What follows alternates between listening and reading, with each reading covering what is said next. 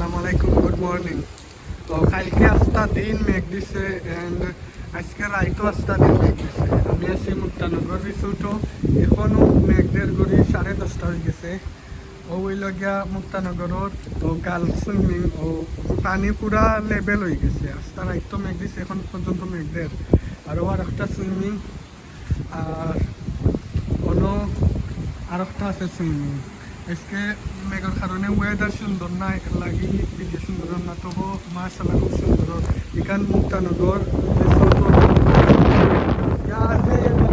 আমারই উড়াইলা আর ওখানে লাগে একটা পুকুর, বড় পুকুরের পুকুরের বাতাস উঠাই দিতে পারে। সুবহানাল্লাহ, মাশাআল্লাহ মুক্তানগর রিসোর্ট খুব সুন্দর।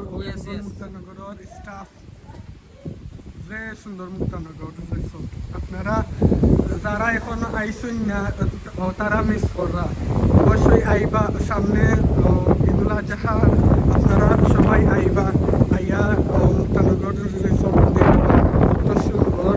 আর যারা তো আইসুন এরা তো ভাইরা কত সুন্দর। আবার আইবা আপনারা, দাওয়াত রইল মুক্তানগর রিসোর্ট। ওই দোকান এখানে আমি আছি মুক্তানগর রিসোর্টের একবারে